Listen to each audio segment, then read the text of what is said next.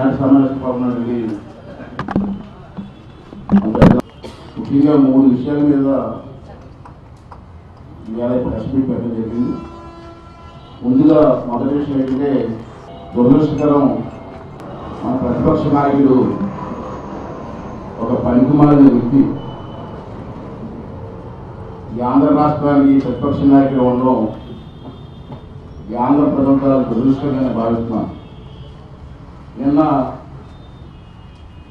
భోగాపురం వస్తూ భోగాపురంలో అతను మాట్లాడిన మాటలు చూస్తే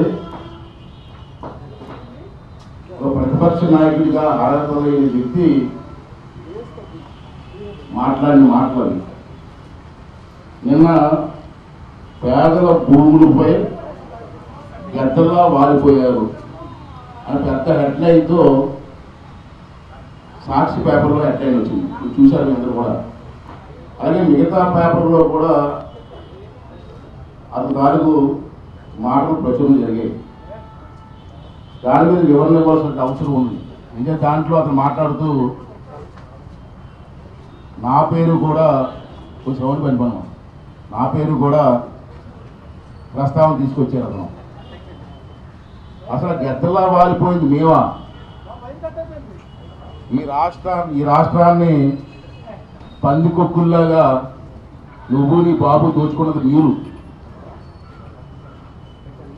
పేదల భూములు కానివ్వండి, ప్రజల భూములు కానివ్వండి, ఈ రాష్ట్రాన్ని పందికొక్కుల్లాగా తినేసింది మీ బాబు నువ్వును. అంటే ఇటువంటి చౌకబారు రాజకీయాలు మానేసి రాజధాని పునర్నిర్మాణంలో కానివ్వండి, మన కొత్త రాష్ట్రం అభివృద్ధిలో కానివ్వండి, మీరు కూడా భాగస్వాములు అవ్వాలని చెప్పి మరొకసారి కోరుకుంటున్నాం.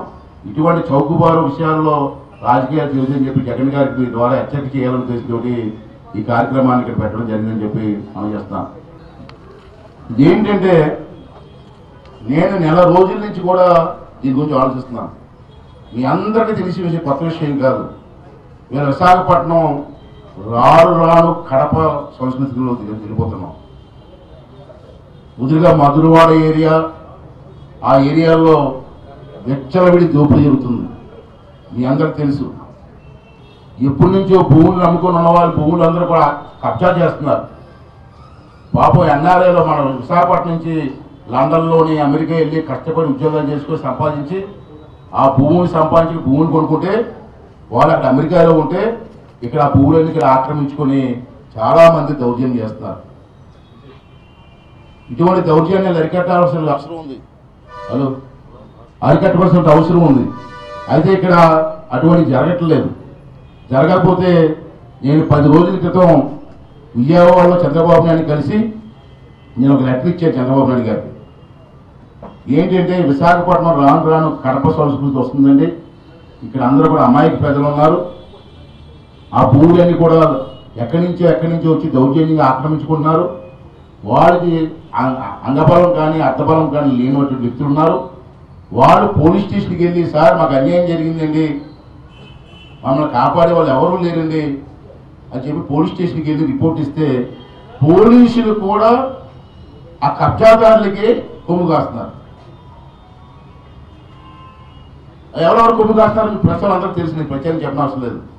పైగా పోలీసులు ఏమన్నారంటే అటువంటి వాళ్ళని ఆదుకొని వాళ్ళకి న్యాయం చేయకపోగా మళ్ళీ పిలిపించి ఆ పెద్దవాళ్ళతో మీకు గొడవలేదు బాబు, ఏదో 4 డబ్బులు ఇస్తారు తీసుకొని పొండయ్య అని చెప్పి పోలీసులు కూడా వాళ్ళు సమర్థించే పరిస్థితులు వచ్చాయి.